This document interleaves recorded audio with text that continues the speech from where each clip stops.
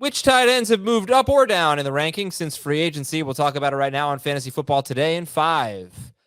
And what's up, everybody? I'm Adam Azer. I'm filling in for Chris Towers, and I'm with Jamey Eisenberg, who's filling in for me. I was supposed to be Chris's guest tonight, but I'm not. I'm Chris instead. All right, so let's talk about tight end. But what did you move Darren Waller? He's the biggest name, I guess, at the tight end position that changed teams this offseason. Did you move him one way or the other?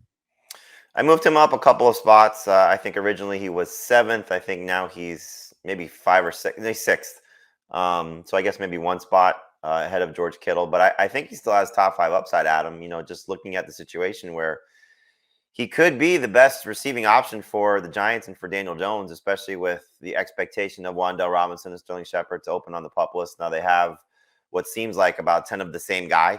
But I think in terms of what Waller should be able to do, I know the last couple of years have been frustrating with injuries, but he still has the ability to be one of the best tight ends in fantasy and certainly one of the best tight ends in the position in reality. So I like the signing or the move by the Giants to acquire him. And I think fantasy managers at the right price, somewhere in that post round 5 range, I think, round 6, round 7 is a good spot to target Darren Waller, depending on how tight ends are viewed in your league.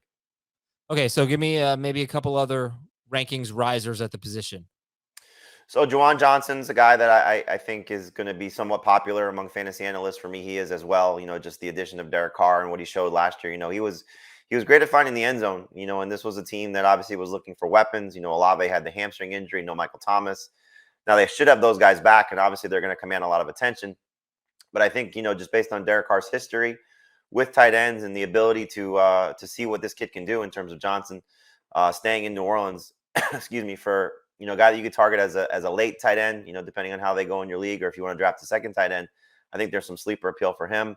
I moved Chigoziem Okonkwo up a couple of spots. It was more sort of like a corresponding move with David Njoku going down a spot. The addition of Elijah Moore, someone who could take away some targets and some production. Clearly a great secondary option, if not the second best, target for Deshaun Watson behind Amari Cooper. So Elijah Moore could, supplant David Njoku as that guy. I sort of did a little bit of a yo-yo with the Patriots tight end. So Jonnu Smith goes to Atlanta.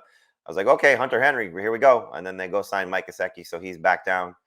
Cole Kmet has moved down a couple spots, just with the addition of DJ Moore there. I think if everybody's healthy, Darnell Mooney back, we'll see what Chase Claypool does. But Cole Kmet not clearly going to be among the target leaders in the top 2, in my opinion, if everybody's healthy there for Chicago. So some guys that have moved up and down. And then I kind of just left him the same as Dalton Schultz with the move to the Texans. Again, great situation where he could be the, target leader for a team that is certainly in need of some receiving threats. Nico Collins, John Mechie, I think those guys have some upside.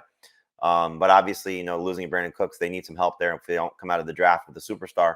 So I think Dalton Schultz is in a good spot, but not necessarily elevating his status, leaving the situation that he had in Dallas. Okay, well, you covered the players you moved up, the ones you moved down, and some that you didn't move at all. So I'm just going to ask you about one guy that I don't think you mentioned there. How about Evan Ingram? Anything with him back with Jacksonville, but they'll get Calvin Ridley. Anything with Evan Ingram? You have him 8th as I see it here. Yeah, ahead of Dalton Schultz. I think this is a situation where you got to hope that 2 things are at play here. One, the rapport that he established with Trevor Lawrence at the end of the season carries over to this year, which I think is something that you can bank on. But the other thing you got to hope for is just, Doug Peterson and his use of tight ends. He was great with that in Philadelphia. I think we saw it last year once Evan Ingram sort of took off at the end of the season. But as you mentioned, Calvin Ridley, Christian Kirk, Zay Jones, it's a very crowded receiving core now if Ridley is back to being what we hope he can be. So I think, you got to take a little bit of the luster off of Evan Ingram. I think if there was no Ridley, and he stays on the franchise tag, you got maybe a top 5 tight end. So downgrade him a little bit. Like you said, for me, he's 8th. So just ahead of Dalton Schultz, just behind George Kittle, who I have at 7. But that top 7 to me is kind of solidified. I think he's that next guy that I think you want to look for. So lose a little bit, but still somebody you could start for the most part, hopefully for the majority of the season. Well, thank you, Jamey, for filling in for a great analyst who wasn't able to be an analyst tonight. And I'm filling in for Chris. Hopefully, Chris will be back tomorrow. Thank you all for watching and listening to Fantasy Football Today in 5. We'll talk to you later.